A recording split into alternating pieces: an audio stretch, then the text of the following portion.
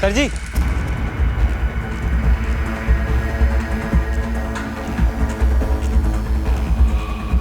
Sir जी वो एक flat किराए पे चाहिए। भाई अभी तो दुकान बंद कर दी है, कल आना, कल बात कर लेंगे। अरे सर जी वो थोड़ा अर्जेंट है, क्या है कि मुझे और मेरे दोस्त को कल ही शिफ्ट करना है तो।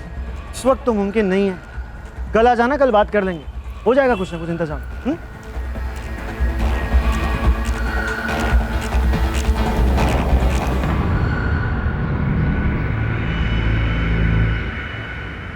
दिल्ली की सड़कों को चीरते हुए बाइक पर सवार ये दो युवक अनिल और उमेश, इनकी दोस्ती सिर्फ 6 महीने पुरानी थी। अनिल नया नया दिल्ली आया था उस मौके की तलाश में जिससे वो अपनी जिंदगी की बाइक चला सके फुल स्पीड में।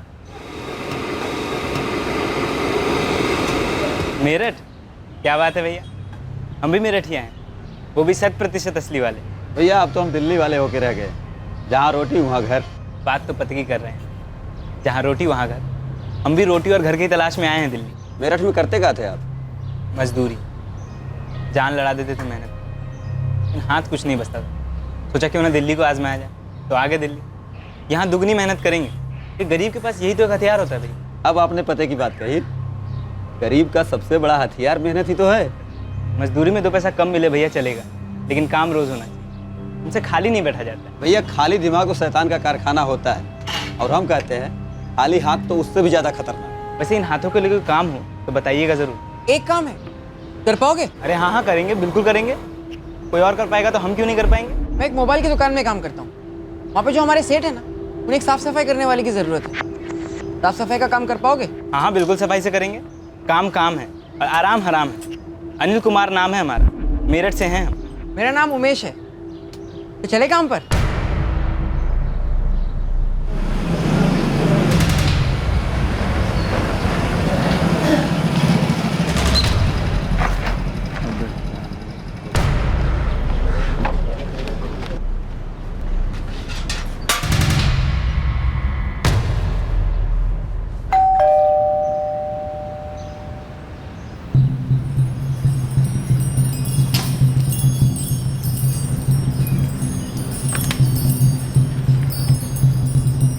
कौन है भाई साहब, इतनी सुबह सुबह क्या काम है? अरे भाई साहब घर दिखाने वाले थे आज आप हमें। ये हेलमेट क्यों पहन रखा है, कौन हो तुम? कमाल है, भूल गए आप तो। कल रात को तो मिले थे हम आपसे। मार अबे मार, और मार मार मार। पकड़ो इन्हें, कोई पकड़ो, इन्होंने मेरे पति को गोली मार दी।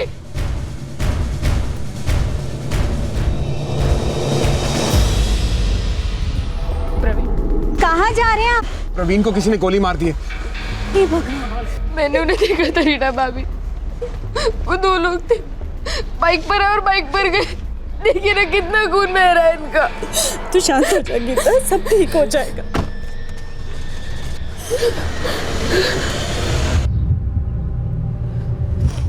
प्रवीण चौहान जी, इनके बड़े भाई विवेक चौहान उन्हें हॉस्पिटल लेकर गए हैं। मैं मिसेस रीता विवेक चौहान, प्रवीण की भाभी। कौन से हॉस्पिटल?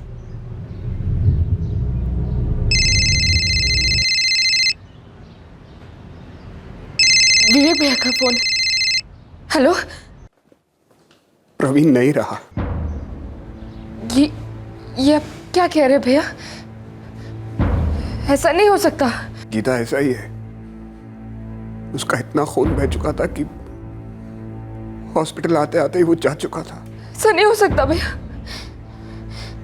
ऐसा नहीं हो सकता, ऐसा नहीं हो सकता, ऐसा नहीं हो सकता रीना भाभी।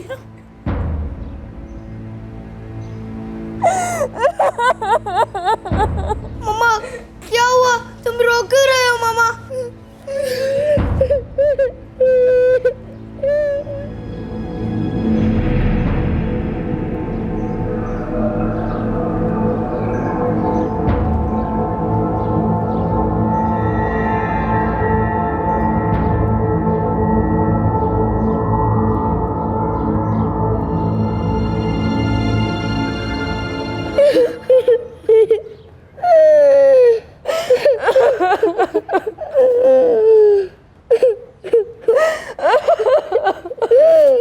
हमें ये बताइए कि एग्जैक्टली क्या हुआ था।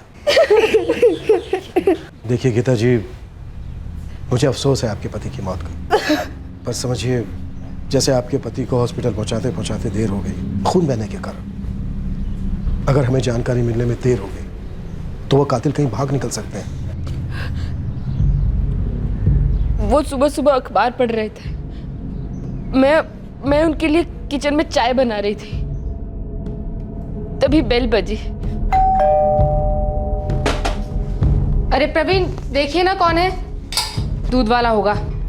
फिर कुछ सेकंड्स के बाद गोली चलने की आवाज आई।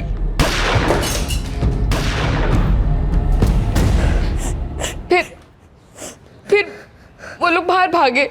चेहरा देखा था आपने? 2 लोग थे, जिसमें से एक ने हेलमेट पहना हुआ था। जिसने गोली चलाई उसने मरून रंग की शर्ट पहनी हुई थी और उसके पास एक काला बैग भी था।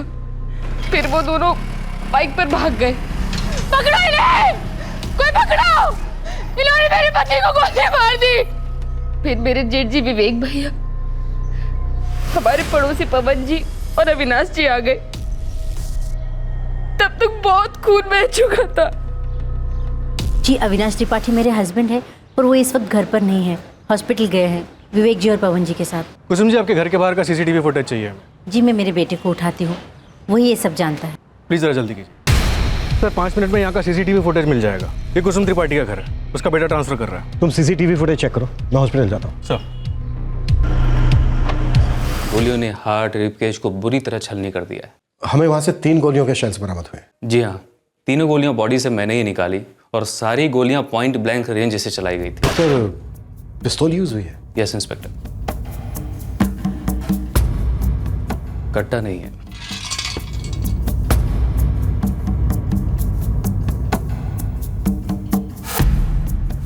हाँ, यही दोनों थे। 3 भाइयों में मैं सबसे बड़ा। प्रवीण मेरे बाप था। हम दोनों मिलकर रियल एस्टेट का बिजनेस चलाते थे। एक छोटा सा ज्वेलरी का बिजनेस भी है। आपने कहा 3 भाई हैं। कपिल, वो सबसे छोटा है, उसका अपना अलग बिजनेस है। आपके भाई प्रवीण को किसी से कोई खतरा था? नहीं सर, हम लोग तो बहुत ही सीधे साधे छोटे मोटे लोग हैं। हमारी किसी से कोई दुश्मनी नहीं है। आपके भाई को गोली मारी गई है और हमें ऐसा लगता है कि हत्यारे किराए के थे। सीधे साधे छोटे मोटे लोगों के साथ ऐसा नहीं होता है विवेक जी। सर, मेरी तो कुछ समझ में नहीं आ रहा है, कोई प्रवीण के साथ ऐसा क्यों करेगा?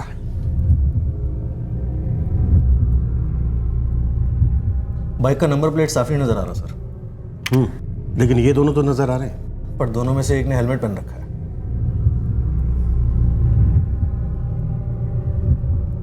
प्रवीण चौहान की वाइफ गीता बता रही थी कि मरून रंग की शर्ट पहनी हुई थी और हाथ में काला बैग था।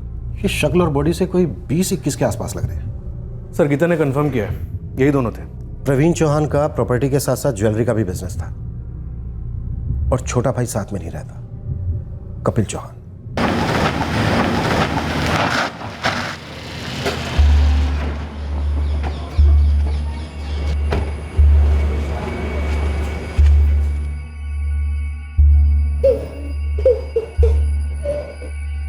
विवेक भैया, प्रवीण भैया कहाँ है? बॉडी अभी पोस्टमार्टम रूम में, कह रहे 3-4 घंटे बाद मिलेगी। माँ, कब हुआ ये? आज सुबह 7:30 के आसपास। गीता ने देखा था, 2 लोग थे, एक ने हेलमेट पहना हुआ था, दूसरे ने नहीं। दूसरे ने फायरिंग की। भैया, लेकिन ये दोनों थे कौन? अगर मुझे पता होता तो मैं यहां बैठा होता कपिल। मेरे कहने का मतलब ये था कि उन दोनों के बारे में पुलिस क्या कह रही है? पुलिस कह कुछ नहीं रही है, बस पूछ रही है, हजारों सवाल पूछ रही है। तुमसे भी पूछेगी।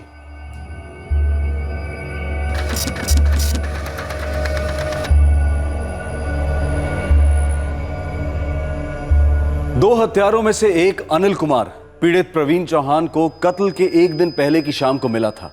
एक फ्लैट अर्जेंटली किराए पर लेने की बात हुई थी। सर जी, वो एक फ्लैट किराए पे चाहिए था। अभी तो दुकान बंद कर दिया, कल आना, कल बात कर लेंगे। और दूसरी सुबह अनिल के साथी उमेश ने प्रवीण को गोली मार दी थी। क्या कारण था इस कत्ल का? क्या यह प्रवीण का कोई निजी मामला था या फिर चौहान खानदान के अंदर की कोई बात थी? काफी उतार चढ़ाव के बाद इन्वेस्टिगेशन जाकर इस मर्डर के कारण तक पहुंच पाई, पर वो भी सिर्फ कारण के साए तक। कत्ल का कारण और कत्ल करने वाला घने अंधेरे में छुपा था। सुराग पर सुराग मिलते जा रहे थे, लेकिन अंधेरे पर से पर्दा हटने का नाम ही नहीं ले रहा था। नहीं सर, कोई दुश्मनी नहीं थी। 3 गोलियां मारी गई हैं आपके हस्बैंड को गीता जी। क्यों क्यों मार डाला प्रवीण को? अभी तो हमें इस बारे में कुछ नहीं पता है, लेकिन हाँ, बहुत जल्दी हम पता लगा लेंगे। अगर आप थोड़ी सी कोऑपरेशन और देती हैं तो। मैं और क्या बता सकती हूँ आपको? प्लीज सोचकर हमें बताइए, प्रवीण जी की अंदर से बाहर से किसी के साथ कोई दुश्मनी, धमकी, खतरा, गुस्सा या नाराजगी या ऐसा ही कुछ? अगर ऐसा कुछ भी होता तो मैं आपको बहुत पहले बता चुकी होती सर। मैं भी जानना चाहती हूँ कि वो 2 लोग कौन थे जिन्होंने प्रवीण को मार डाला। आखिर प्रवीण ने क्या बिगाड़ा था किसी का? मकान अलग है हमारे, लेकिन घर एक ही है समझो। बहुत ही करीबी रिश्ता था हम भाइयों का और फैमिलीज का भी। आप दोनों भाई बहुत करीब थे, साथ में रहते थे, काम भी साथ में करते थे, लेकिन आपका छोटा भाई आपके साथ नहीं रहता। हाँ, वो अलग रहता है। बिजनेस भी साथ में नहीं है? उसका बिजनेस भी अलग है। ऐसा क्यों? क्यों? बस है, उसका अपना बिजनेस है, अलग रहता है। सब लोग अपना अपना रास्ता चुनते हैं, अपने अपने रिश्ते बनाते हैं। अक्सर बने बनाए रिश्ते टूट जाते हैं। प्रॉपर्टी भाइयों के बीच दरार डाल देती है। हम भाइयों के बीच प्रॉपर्टी को लेकर कभी कोई झगड़ा नहीं हुआ। आपकी प्रॉपर्टी या फिर ज्वेलरी के बिजनेस में किसी के साथ कोई दुश्मनी, पैसों को लेकर अनबन, कोई लेनदार या जी नहीं। इतनी जल्दी जी नहीं? क्या? मेरा सवाल खत्म होने से पहले आपका आ गया जी नहीं। मुझे ऐसा क्यों लग रहा है कि आप इस जवाब के साथ पहले से तैयार थे? सर, जवाब मैं जानना चाहता हूं, वो भी जल्द से जल्द, कि मेरे भाई को किसने मारा और क्यों। और आपके अलावा इन सवालों के जवाब और कोई नहीं दे सकता। गुनाह है? अपना खुद का बिजनेस शुरू करना गुनाह है? बिल्कुल नहीं, लेकिन गुनाह तो हुआ है। आपके एक भाई का कत्ल हुआ है। हम आपकी फैमिली के हर शख्स पर शक कर रहे हैं, लेकिन आप पर थोड़ा ज्यादा, क्योंकि आप बिजनेस अलग कर रहे थे, अलग रह रहे थे पन्नगर में। अच्छा, तो अब अलग रहना भी गुनाह हो गया? आपका ये चिड़चिड़ापन ना हमारे शक को और गहरा कर रहा है। आप जानना क्या चाहते हैं मुझसे? आपके भाई प्रवीण चौहान को किसने मारा कपिल, और क्यों? यही तो मैं भी जानना चाहता हूं। अगर मुझे पहले से पता होता तो एक एक की खबर नहीं ले लेता मैं। सिसोदिया, सबकी खबर निकलवाओ, पूरी फैमिली पर नजर रखो। पत्नी गीता, भाभी रीटा, बड़ा भाई विवेक, छोटा भाई कपिल, हर एक मूवमेंट, फोन रिकॉर्ड, सब कुछ निकलवाओ। सर, मुझे रिश्तों की हिस्ट्री चाहिए, घर की, काम की, घर और काम दोनों के बीच की।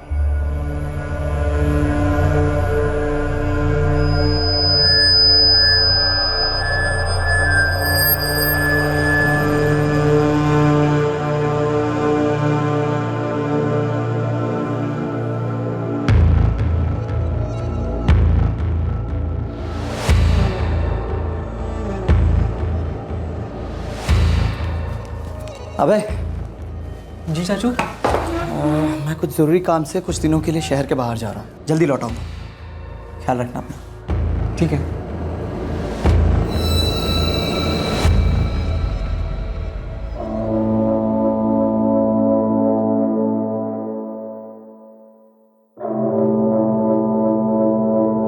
सर जी, इस बाइक की अगर कोई जुड़वा बहन है तो वो इस वक्त मेरे सामने खड़ी है।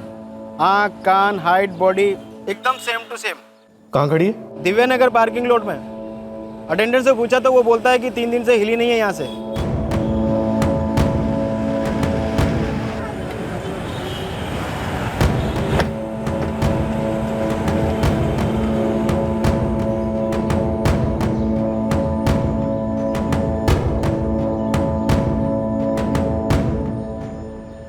साहब 3 दिन से यहाँ पड़ी है, कोई लेने आया ही नहीं। छोड़कर कौन गया था? हज़ारों लोग यहाँ पार्किंग करते हैं साहब, मुझे कैसे याद रहेगा? तेरे इन सीसीटीवी कैमरे को सब याद होगा। जी साहब।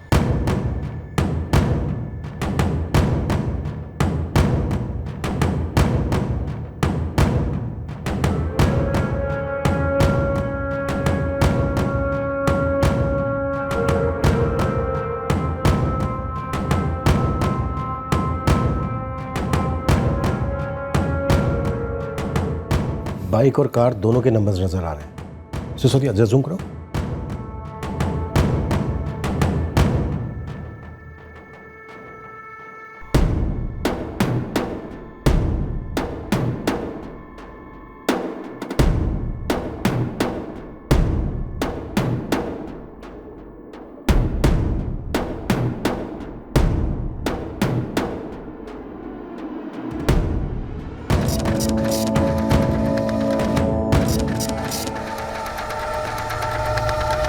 सिसोदिया, कार और बाइक दोनों के मालिकों को उठा लेते।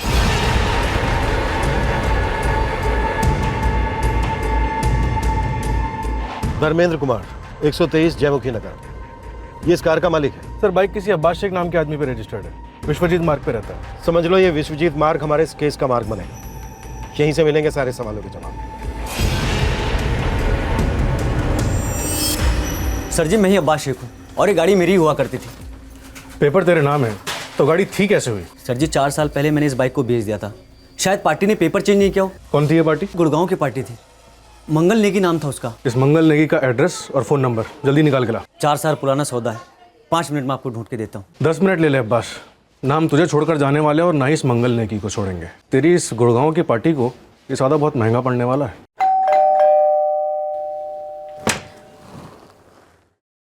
जी धर्मेंद्र कुमार है घर पे? जी है, पर बात क्या है? हाँ जी, ये गाड़ी तो मेरी ही है सर, लेकिन ये दिव्या नगर की पार्किंग में क्या कर रही है ये मुझे समझ में नहीं आ रहा है। लेकिन आपकी बात मेरी समझ में नहीं आ रही है। आपकी कार दिन में रात में कहाँ होती है, क्यों होती है, ये आपको पता नहीं होता। कैसे हो सकता है सर? अपनी गाड़ी रोज़ रोज़ यूज़ नहीं करता हूँ सर, मैक्सिमम टाइम तो मैं मेट्रो ले लेता हूँ। किराए पे देते हो? जी नहीं सर, दरअसल हमारी कॉलोनी में ना पार्किंग की बड़ी मुश्किल है सर, तो कई बार मुझे पार्किंग नहीं मिलती है सर, तो मैं अपनी कार एक गैराज के बाहर खड़ी करके आ जाता हूँ और वो वहीं 2-2 4-4 दिन तक खड़ी रहती है सर। कहाँ पर है? सर यहीं अपने जयमुखी नगर में। चाबी आपके पास रहती है? जी नहीं सर, सर वो जो गैराज का ओनर है सुरेश नारंग, उसके पास ही चाबी रखता हूँ। चलिए आइए देख लेते हैं आपकी कार को और इस नारंग को भी।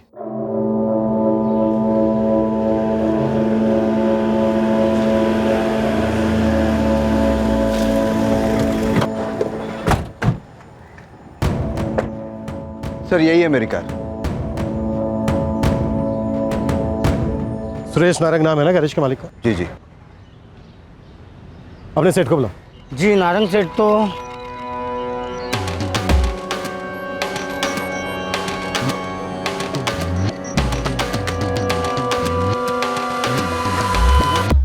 क्या दुश्मनी थी तेरी प्रवीण चौहान के साथ? मैं किसी प्रवीण चौहान को नहीं जानता, सब सच बोल रहा हूँ मैं। अच्छा तो अब हमारे गैरेज में चल, वहां जब हम तेरे से बुलवाएंगे ना तो तेरी सब समझ में आएगा, क्योंकि हम तेरी बॉडी, तेरा इंजन, पेट्रोल टैंक, व्हील, एक एक पुचरा खोल के ना तेरे अंदर का सारा कचरा साफ करेंगे, तब तेरा इग्निशन होगा। फिर ना तेरी ये जो जबान है मक्खन की तरह चलेगी। डाल गाड़ी में। साहब मैं सच कर रहा हूँ, साहब मैं नहीं जानता हूँ किसी विपिन चौहान को। साहब चलो।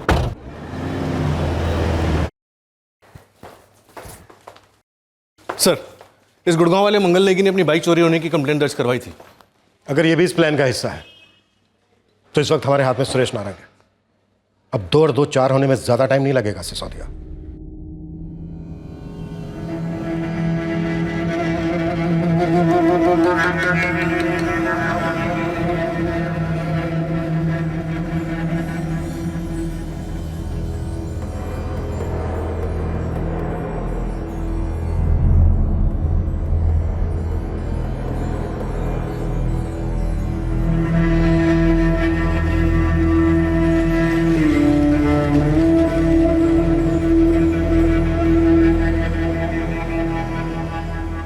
बताना यार। पहले तू बता, तू क्यों पूछ रहा है? सुबह चाय के साथ बिस्किट खाने वाला था, गोली खा गया बेचारा। इन भाइयों के बीच में कुछ टेंशन वेशन थी क्या, या किसी औरत का चक्कर वक्कर? बच्चे हैं तेरे? है ना, एक 3 साल का, एक 2 साल का, तीसरा वेटिंग में। चल खा तीनों की कसम, मेरा नाम नहीं आएगा। क्यों, तेरा भी हाथ हुआ था क्या? पागल है क्या? बस ऐसे ही सुना था, वही बता रहे हैं। चल खा अपने बच्चों की कसम। अरे यार ले, खा ली बच्चों की कसम। अब बता दे प्रवीण चौहान को ठोकने वाले का नाम।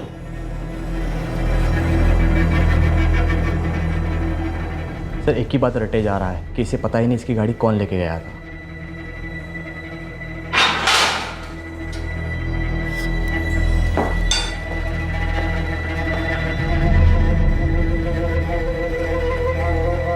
देख, अभी तक ना हमने तुझे सिर्फ सहलाया है, तेरी मालिश नहीं की। और यकीन मान, यहां पर आज तक हमने जिसकी भी मालिश की है ना, हमेशा वो पछता है कि काश मैंने सहलाने पर ही सब कुछ सच बोल दिया होता। पता है क्यों? क्योंकि हमारी मालिश ना बहुत स्पेशल होती तो एक बार है, पर ओए होए होए दर्द सालों तक रहता है। साहब वो मेरा एक दोस्त है, वो मुझसे गाड़ी मांग कर ले रहा था एक दिन के लिए, तो साहब मैंने उसे वाली गाड़ी दी थी, वो धर्मेंद्र साहब वाली। कौन है दोस्त? सर उसका पुलिस रिकॉर्ड है, हिस्ट्री शीटर है वो। नाम बोल। करण राणा साहब, नोएडा में रहता है। प्रवीण चौहान से क्या कनेक्शन था उसका? सर मैं सच कर रहा हूँ, मैं प्रवीण चौहान को नहीं जानता सर। प्रवीण चौहान का मर्डर हुआ है साहब, लेकिन वो करण तो बोल कर गया था कि वो कोई गलत काम नहीं करेगा गाड़ी से। गलत काम तो हुआ है और तू भी इसमें शामिल है। चल। एक कत्ल में एक कार और एक बाइक इस्तेमाल हुई। कार किसी और की थी और बिना परमिशन के इस्तेमाल हुई थी, और बाइक चोरी की थी। सुरागों का खाता दो हत्यारों की सीसीटीवी फुटेज से खुला। अब पुलिस की गिरफ्त में एक गैराज का मालिक था जिसने कार एक हिस्ट्री शीटर को दी थी। सुरागों का कारवां तो बनता जा रहा था, लेकिन साजिश का डेरा अभी बहुत दूर था। सबसे अहम सवाल था कि 8 अक्टूबर की सुबह उन दो युवकों ने प्रॉपर्टी डीलर प्रवीण चौहान पर गोली चलाकर उसकी हत्या क्यों की।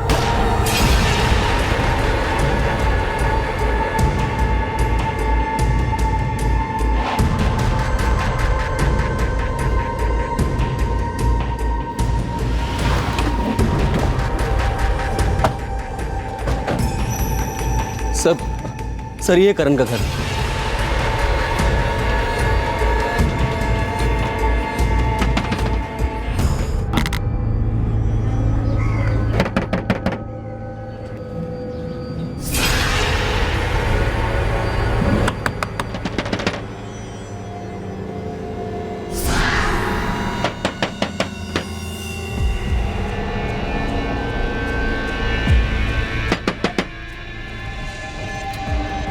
सर वो देखिए।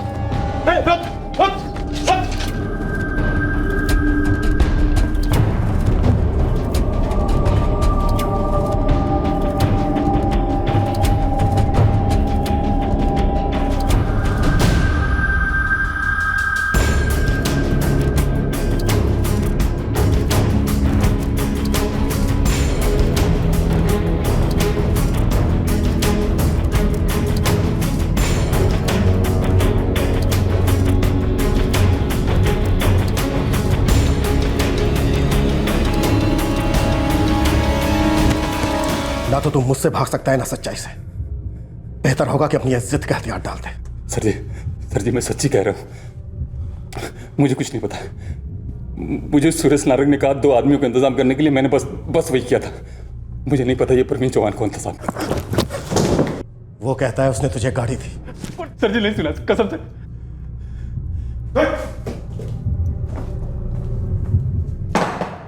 अब तुम दोनों गले मिल लो और तय कर लो कि किसको क्या बोलना है। लेकिन मुझे प्रवीण चौहान की पूरी स्टोरी चाहिए। उसे किसने मारा और क्यों मारा, और जिसने भी पहला झूठ बोला वो जिंदगी में दोबारा झूठ नहीं बोल पाएगा, सच भी नहीं बोल पाएगा, एक्चुअली बोल ही नहीं पाएगा। सर मैं बोलता हूँ, ये सुरेश नारंग झूठ बोल रहा है। सच ये है कि वो 2 शूटर थे, उनका इंतजाम मैंने किया था। ये मैं कबूल करता हूँ। बोलता रहे, मैं सुन रहा हूँ। सर जी इसने सामने से फोन किया था मुझे। यार करण, मुझे 2 बंदे चाहिए, एकदम डेयरिंग बाज। काम क्या है ऐसा डेयरिंग वाला? एक बंदे को टपकाना है। कौन है वो बंदा? अरे तुझे इससे क्या लेना देना है? देख, मुझे जो बंदा चाहिए ना उसका रिकॉर्ड एकदम क्लीन होना चाहिए। मतलब पॉकेट मारी का भी केस ना हो उसके ऊपर। 1 दिन का टाइम दे, देखता हूँ कौन ऐसा दूध का धुला है जो कीचड़ में उतरने को तैयार हो। सर जी ईमानदारी से 24 घंटे के अंदर मैंने 2 बंदों का इंतजाम किया और इसे बताया कि रिकॉर्ड क्लीन है, जो काम के लिए राजी है। कौन थे वो 2 बंदे? एक उमेश और एक अनिल, नया है दिल्ली में, मेरठ का लौंडा है।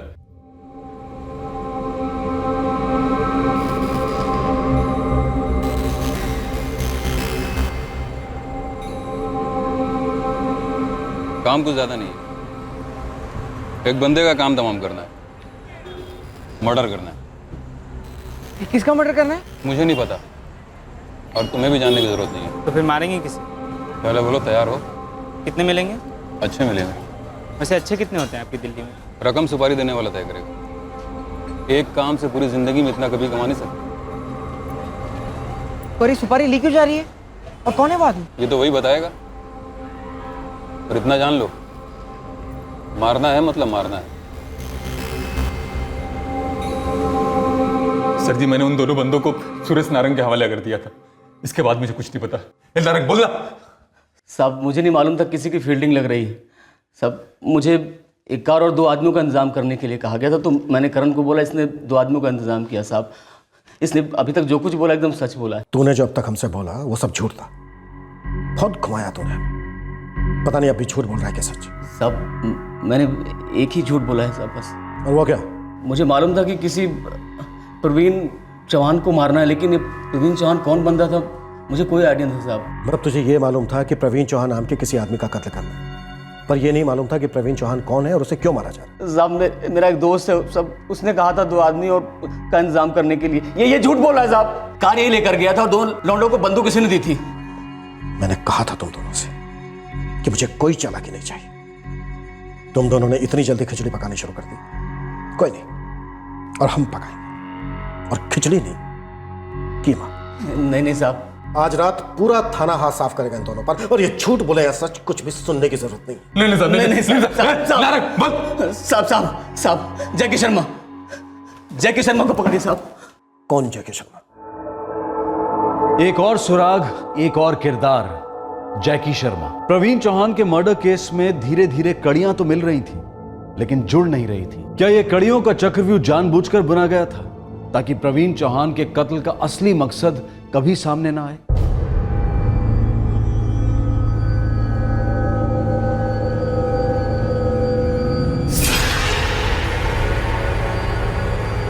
एक सुपारी।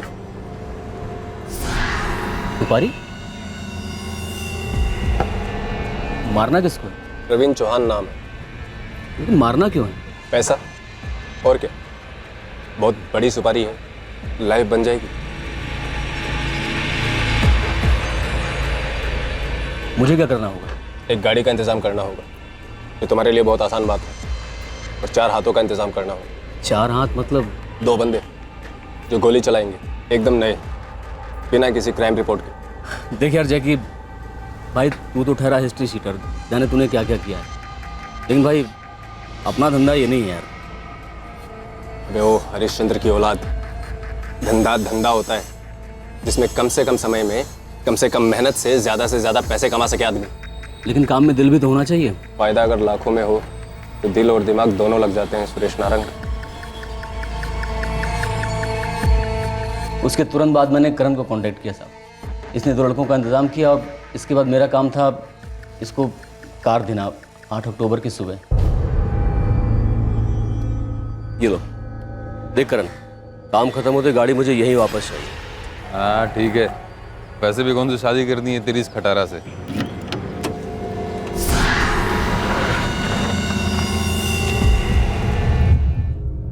और तू पार्किंग एरिया में इंतजार कर रहा था? हाँ सर जी, अनिल और उमेश मुझे वहीं मिलने वाले थे।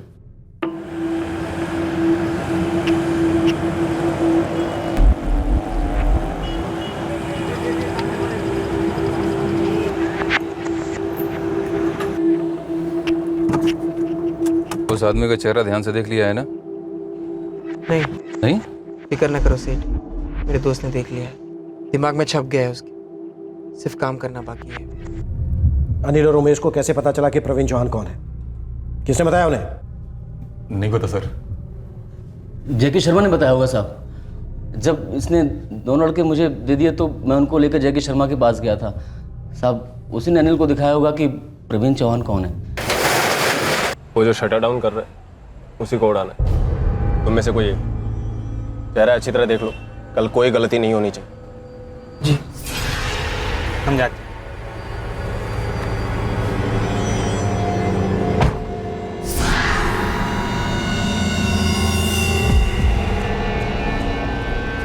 सर जी वो एक फ्लैट किराए पे चाहिए। अभी तो दुकान बंद कर दी, कल आना, कल बात कर लेंगे।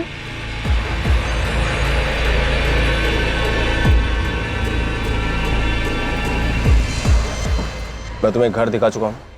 याद है, तुम्हारे दोस्त को आदमी भी दिखा चुका हूँ। कल काम हो जाना चाहिए। किसी भी तरह की कोई गलती हो ही नहीं सकती उमेश, समझे? अपने दोस्त को भी समझा दो। हमारे दिमाग में फ़ोटो छाप लिया, ये समझिए। अब कोई चांस ही नहीं गलती होने की। 15 मिनट में काम खत्म करके यहीं वापस लौट आना है, समझे? आ जाएंगे।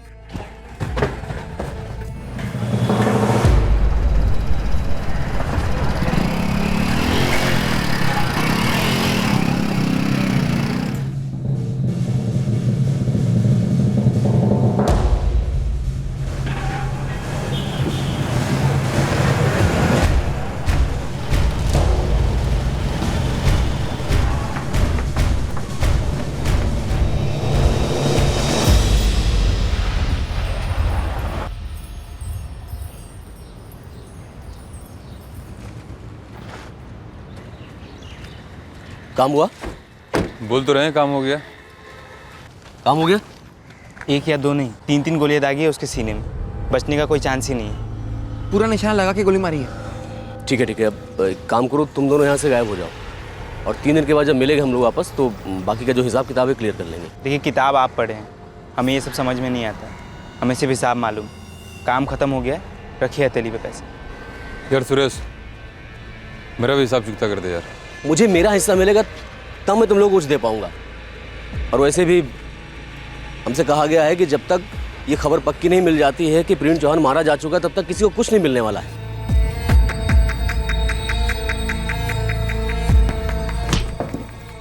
जैकी शर्मा कहाँ है? अनिल और उमेश कहाँ है?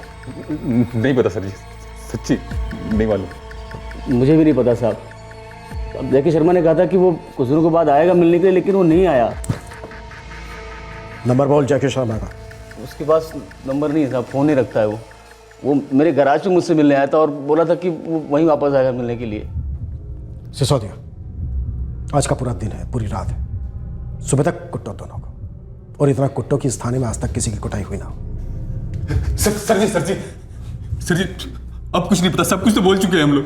साहब सच कह रहे हैं, बस इतना ही पता था साहब प्लीज साहब। अगर ये दोनों सच भी बोले ना तो भी तोड़ो, और जब तक सच का एक एक दिन का एक एक टुकड़ा उगल ना दे, रुकना मत। अब साहब सर जी सुन तो लो, सब बोल दिया सर जी। पूरी मॉडस ऑपरेंडी हमारे सामने है, फिर भी मास्टरमाइंड हाथ नहीं आ रहा है। ये बिना फोन वाला जैकी शर्मा। सर, रेड अलर्ट जारी कर दिया गया है। अगर जैकी शर्मा हिस्ट्री शीटर है तो जल्दी फाइल कहीं ना कहीं से आ जाएगी। अगर जैकी शर्मा नाम का कोई आदमी है और वो हिस्ट्री शीटर है तो ही फाइल आएगी। तो सर, आपको लगता है ये जैकी शर्मा कोई मनगढ़ंत आदमी है? अगर ऐसा होता भी है तो मुझे कोई हैरानी नहीं होगी। ये करण और सुरेश बहुत मजे में खिलाड़ी हैं। हर बार एक ही मुद्दे पर आकर अटक जाते हैं कि इनको नहीं मालूम कि प्रवीण चौहान कौन था, उसे क्यों मारा जा रहा, और ये जैकी शर्मा कहां है। अगर इस जैकी शर्मा का भी कोई मास्टरमाइंड है तो? सर, दोनों की मलिश अच्छे से चल रही है, जल्दी कुछ ना कुछ उगल देंगे। होने को तो बहुत सारे कारण हो सकते हैं। जमीन, इन चौहानों का ज्वेलरी का बिजनेस है, प्रॉपर्टी डीलर्स हैं। जोरू? यस, जोरू। औरत का मामला भी हो सकता है। सर, इस घर में 2 औरतें, प्रवीण की पत्नी गीता और विवेक की पत्नी रीता। इस केस में बहुत कुछ हो सकता है सिसोदिया, और हुआ भी है।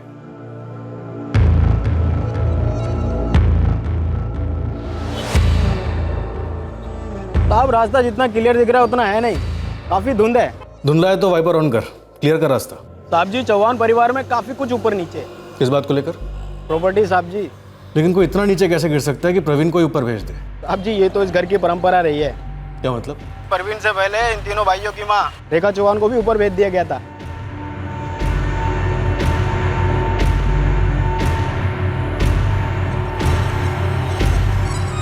तुझे कैसे पता भेज दिया गया था? सर जी, रेखा चौहान के वक्त भी एक पिस्तौल निकाली गई थी और गोली भी चली। सतपाल नगर थाने में आज भी रिपोर्ट दर्ज है सर जी, रेखा चौहान मर्डर केस।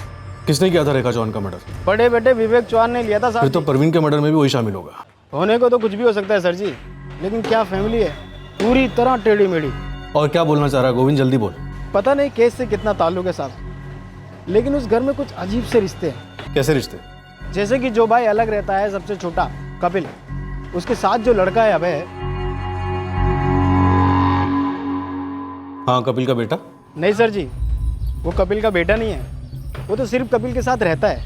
रहता है? तो फिर इसका बेटा है वो? सर जी वो बड़े भाई विवेक चौहान का बेटा है। सर इस विवेक चौहान को उठाए? अभी नहीं, पहले थोड़ा संभल के पूछताछ करते हैं। सर सुरागों की कमी नहीं रही है। हाँ लेकिन मास्टरमाइंड हमसे कितनी चालाकी से छुप कर बैठा है।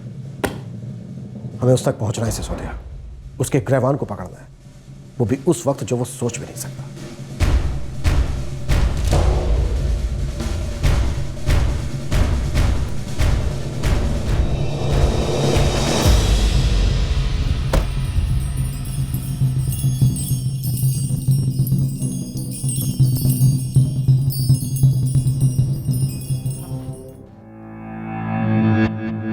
आपने इस बारे में तो हमें कुछ बताया नहीं मिस्टर विवेक चौहान। हमने 1000 बार आपसे पूछा, लेकिन आप सभी ने हमसे यही कहा कि बड़ी सीधी सादी फैमिली है आपकी, किसी के साथ कोई झगड़ा नहीं। और बाद में हमें पता चलता है कि दूध में धुली हुई आपकी फैमिली दरअसल किसी के खून में डूबी हुई है। और खून भी किसका? आपकी अपनी मां का। और किसने बहाया?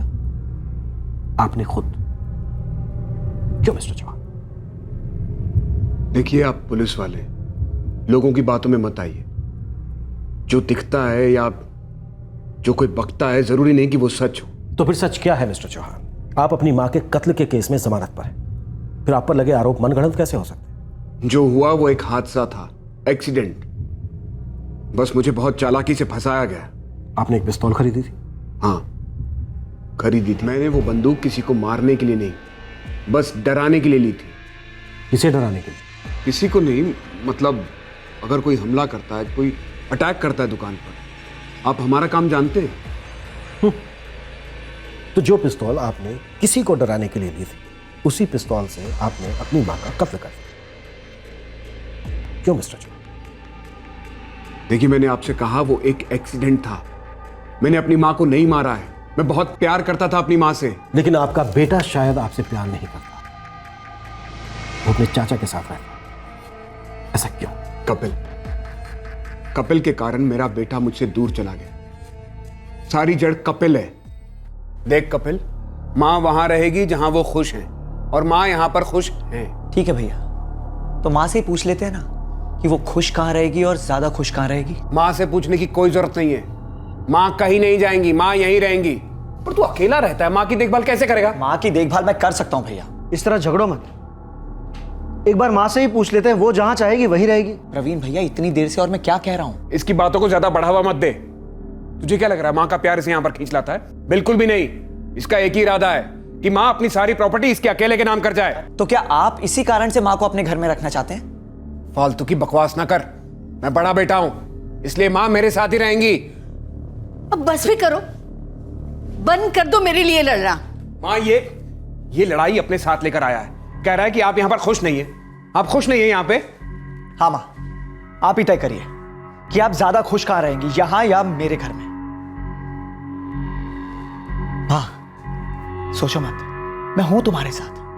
बस एक बार कह दो कि तुम्हें यहां से निकलना है, पूरी दुनिया से लड़के ले जाऊंगा तुम्हें अपने साथ में।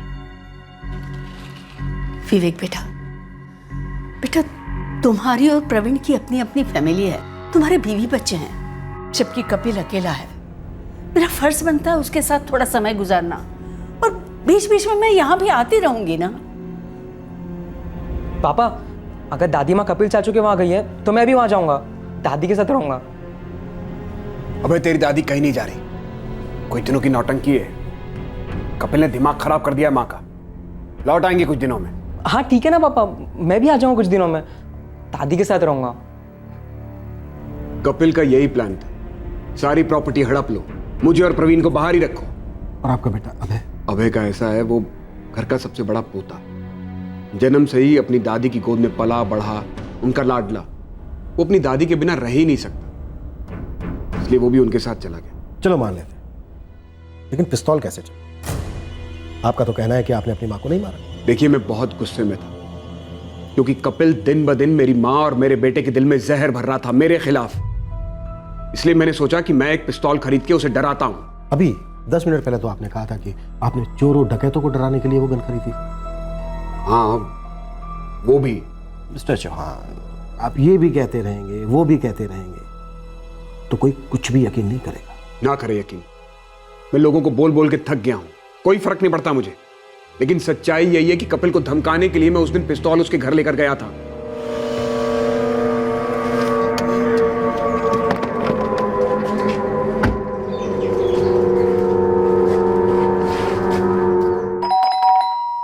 भैया आप जबरदस्ती तो माँ को इस घर से नहीं लेके जा सकते। तो तू जबरदस्ती माँ को यहां पर रोक के भी नहीं रख सकता, तो उन्हें और मेरे बेटे को जबरदस्ती मेरे खिलाफ भड़का भी नहीं सकता। बच्चे को बीच में मत लाइए भैया, साफ साफ बोलिए ना। आप माँ को मेरे घर से अपने घर इसलिए लेके जाना चाहते हैं ताकि माँ की पूरी प्रॉपर्टी का एक एक इंच सिर्फ आपको मिल जाए, और उसके बाद भीख में एक छोटा सा टुकड़ा प्रवीण भैया को दे दें। ओ, तेरी तरह लालची नहीं हूं मैं। तू माँ को इसलिए यहां से नहीं जाने देना चाहता क्योंकि तुझे उनसे नहीं, उनकी प्रॉपर्टी से प्यार है। तो जो भी समझ लो आप, लेकिन माँ इसी घर में रहेगी। और जहां तक अभय का सवाल है ना, तो वो भी अपनी दादी से बहुत प्यार करता है, और अभय से मुझे भी बहुत प्यार है भैया। और अभय इस घर में खुश भी है, लेकिन माँ की और अभय की खुशी आपसे तो देखी नहीं जाती ना। मुझसे मेरी माँ और मेरे बेटे की खुशी नहीं देखी जाती। बिल्कुल। तू देख, वो गोली गलती से चली थी, वो एक हादसा था, एक्सीडेंट और कुछ भी नहीं। लेकिन सोचिए, कपिल ये चांस जाने देता? उसने दुनिया भर में मर्डर मर्डर चिल्लाया, और मेरा बेवकूफ बेटा उसने मेरे खिलाफ स्टेटमेंट दिया।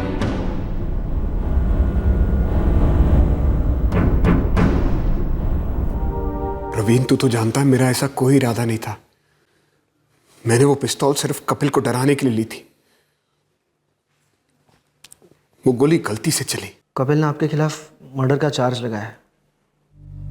कह रहा है कि सिर्फ धमकाना होता तो भरी हुई पिस्तौल क्यों लाते? अरे मैं भूल गया था कि वो पिस्तौल भरी हुई है। प्रवीण, मैं मां को क्यों मारूंगा? मां को? एक बेटा अपनी मां को मार सकता है क्या? नहीं मार सकता, लेकिन एक बेटा अपने बाप के खिलाफ गवाही दे सकता है। अभय ने आपके खिलाफ स्टेटमेंट दिया है। इसी बात का गुस्सा था मुझे। जहर भर दिया है दिलों में कपिल ने। पहले मां के साथ ऐसा किया और अब मेरे बेटे को ही मेरे खिलाफ भड़का दिया है। मैं अगर आज बाहर हूं तो अपने भाई प्रवीण की वजह से। उसी ने मेरी जमानत करवाई, एक अच्छा वकील किया। उसे मालूम था कि मैं बेकसूर हूं। उसे मालूम था कि कपिल क्या गेम खेल रहा है। मैंने अपने और प्रवीण के बिजनेस को एक कर दिया था। वो केस लड़ने में मेरी मदद कर रहा था। सर, अगर प्रवीण को मारने से किसी को फायदा हो सकता है तो वो है सिर्फ कपिल। तो इतने दिन तक आप चुप क्यों बैठे रहे? ये बात आपने हमसे पहले दिन क्यों नहीं बताई? क्योंकि मुझे भी उस दिन ये बात सूझी ही नहीं।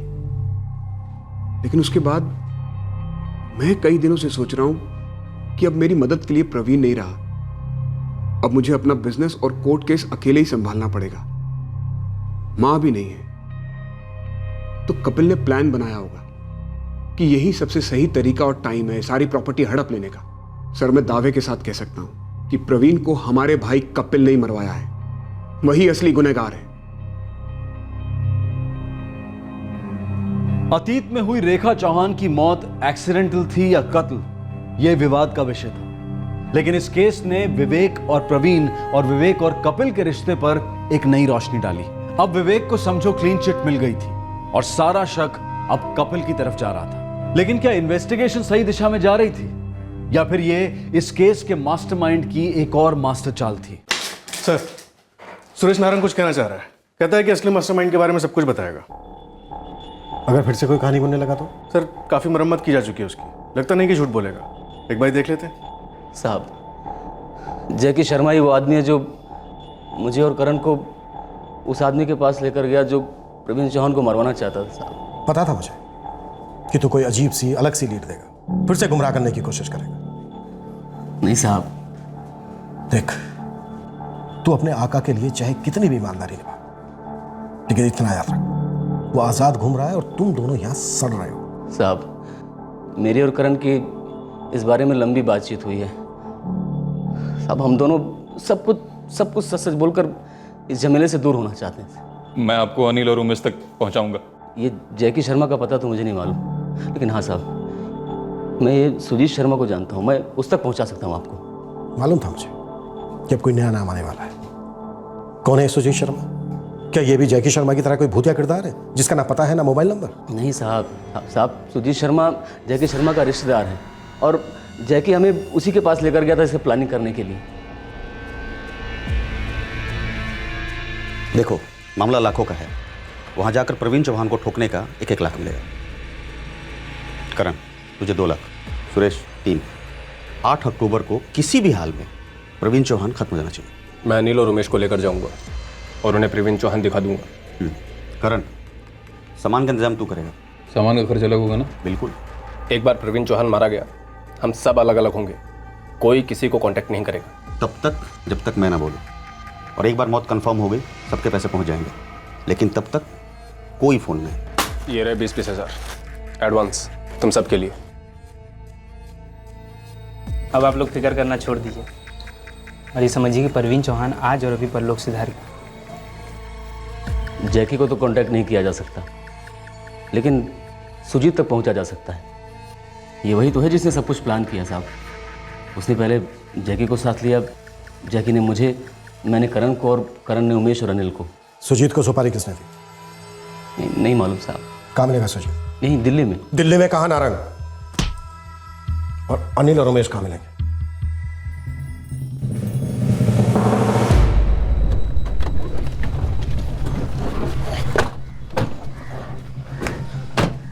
सर वो उधर कोने वाला घर सुजीत का है।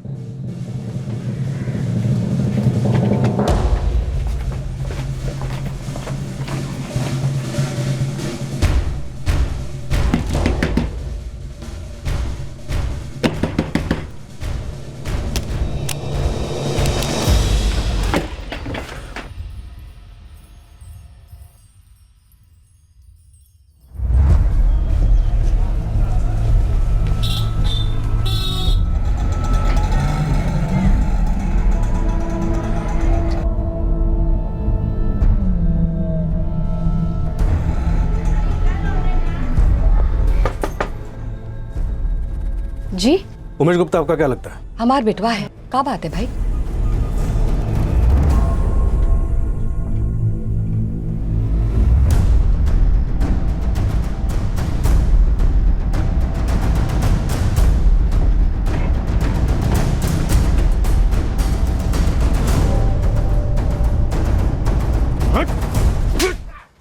बोल बोल अनिल कहाँ है? बोल। पता नहीं साहब। कुछ तो बताएंगे भी। क्या कर दिया उमेश ने?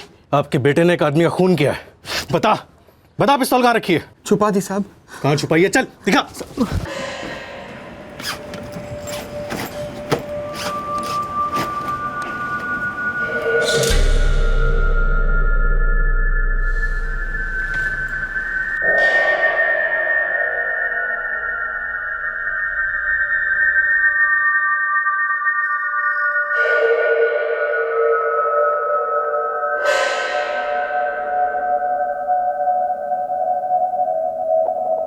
हो गया वार्म अप, अब बोलेगा? क्या और उठक बैठक करवाएगा? देख, हम पुलिस वालों को ना कहानियां पसंद नहीं होती, और एक केस में हम एक से ज्यादा फेंकोबाज बर्दाश्त नहीं करते, इसलिए अब बात ना कट्टू कट होगी। प्रवीण चौहान की सुपारी किसने दी? तूने? अभय ने। अभय? अभय चौहान? हाँ, अच्छी जान पहचान है मेरी अभय से। उसने बोला अपने चाचा को खत्म करना है। 25 लाख में सौदा हुआ था। पैसे किसने दिए थे? उसके चाचा ने, प्रवीण के भाई कपिल चौहान। जी।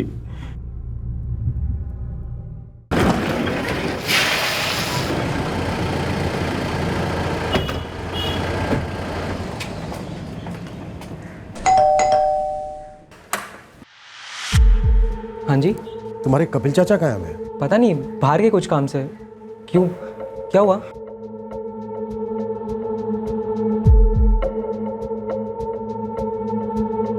मैं कह रहा हूँ आपसे वो घर पर नहीं है, बाहर गए। जब से तुम्हारे प्रवीण चाचा का मर्डर हुआ है तब से बाहर गए होंगे, है ना? जी नहीं, उसके 1-2 दिन बाद कोई अर्जेंट काम आ गया था, तभी गए। अबे जी चाचू। मैं कुछ ज़रूरी काम से कुछ दिनों के लिए शहर के बाहर जा रहा हूँ, जल्दी लौटाऊंगा, अपना ख्याल रखना। ठीक है। और तब से लेकर अब तक उन्होंने तुमसे कोई कांटेक्ट भी नहीं किया होगा। नहीं। कैसा चाचा है? भतीजे को सामने कर दिया। क्या मतलब? अब हमें तुझे अकेले को गिरफ्तार करना पड़ेगा। लेके चला।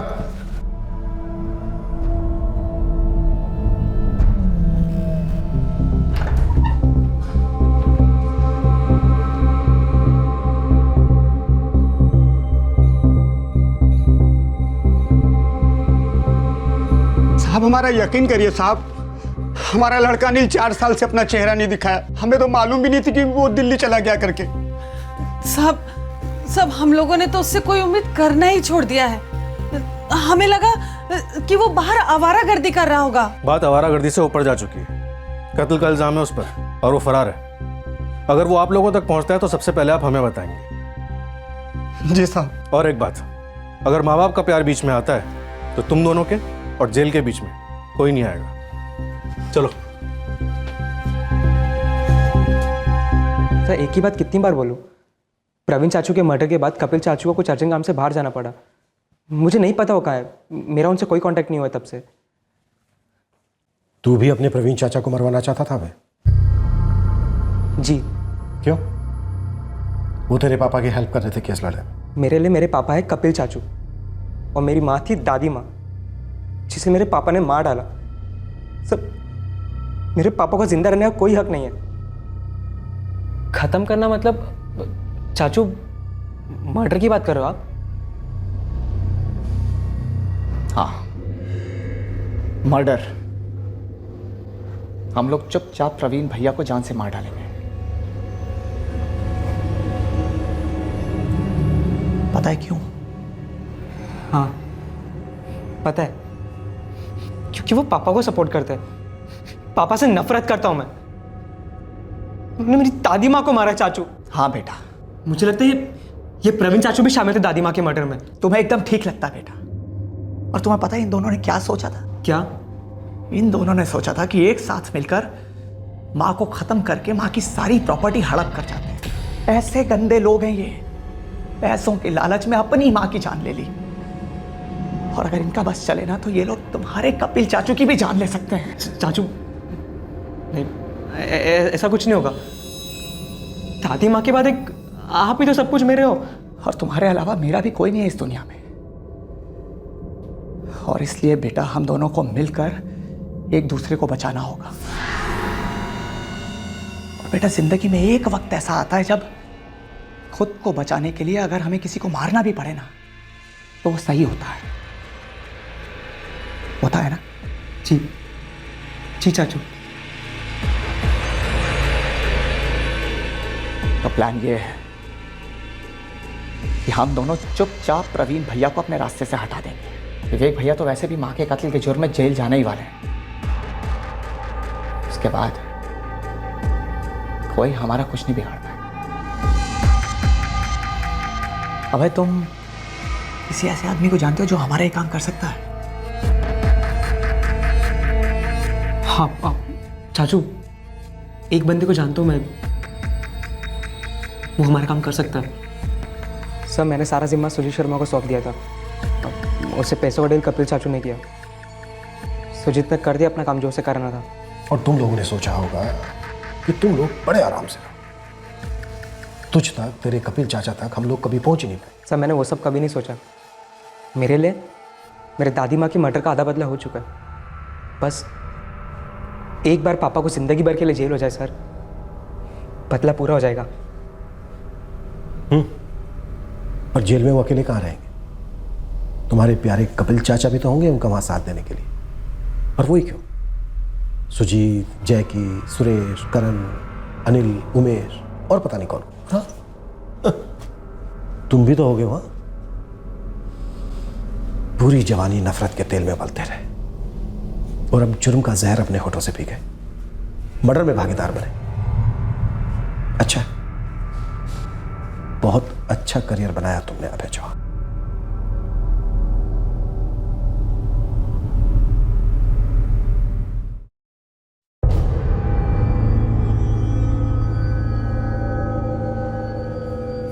जी हाँ सर, जिसने वो मरून शर्ट पहनी थी वो यही है। और इसके हाथ में काला बैग भी था। दूसरे वाले ने हेलमेट पहना हुआ था। जिसने हेलमेट पहना था अनिल कुमार, वो अभी तक फरार है, लेकिन हम बहुत जल्दी उसे पकड़ लेंगे। सर, क्या वाकई में मेरे देवर कपिल ने मेरे हस्बैंड को मरवाया है?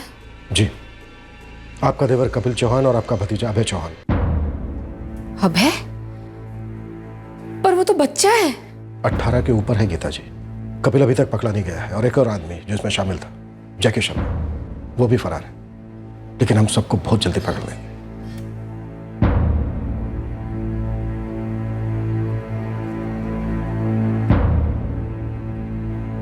मेरी समझ में नहीं आ रहा कि मेरे बेटे में इतना गुस्सा, इतनी नफरत आई कहां से।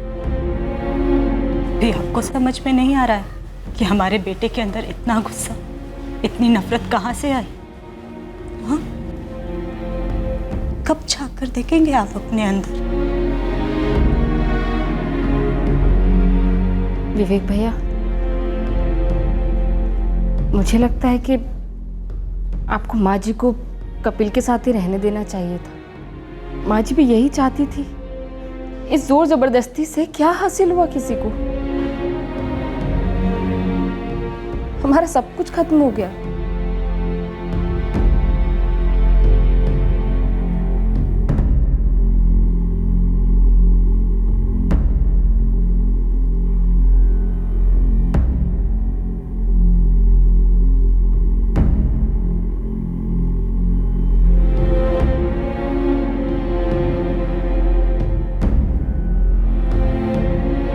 इस षड्यंत्र का मास्टरमाइंड कपिल चौहान और दो अहम किरदार जैकी शर्मा और अनिल कुमार अभी तक पुलिस की गिरफ्त में नहीं आए हैं, लेकिन पुलिस उन्हें गिरफ्तार करने के लिए पूरी कोशिश कर रही है। गिरफ्तार हुए सभी आरोपियों को आईपीसी की धारा 302 के तहत हत्या के लिए, धारा 120 बी के तहत क्रिमिनल कॉन्स्पिरेसी, धारा 34 के तहत कॉमन इंटेंट और आर्म्स एक्ट की धारा 25 और 27 के तहत गिरफ्तार किया गया है। माँ को किस बच्चे के साथ रहना चाहिए, माँ किसकी तरफदारी करेगी, प्रॉपर्टी किसके नाम की जाएगी, ये इनसिक्योरिटी, ये डर, ये गुस्सा, ये जलन, ये सब खून के रिश्तों में बहुत आम सी बात है। हर दूसरे हिंदुस्तानी घर में इस विषय को लेकर चाहे हल्की सी मात्रा में ही सही, लेकिन अनबन जरूर होती है। लेकिन इस अनबन को इस कदर आग देना कि हत्या जैसा संगीन जुर्म अपना फन उठाए, ये आम नहीं है। ये शॉकिंग है, निंदनीय है। फिर हमारे सामने वही सवाल उठता है कि क्या खून के रिश्तों से पैदा हो रहे तनाव का सामना करना दुनिया की दी गई तकलीफों को सहन करने से ज्यादा मुश्किल है? और अगर ऐसा है तो ऐसा क्यों है? इस तरह के और भी एपिसोड देखने के लिए हमारे चैनल को सब्सक्राइब करें और बेल आइकन दबाना ना भूलें।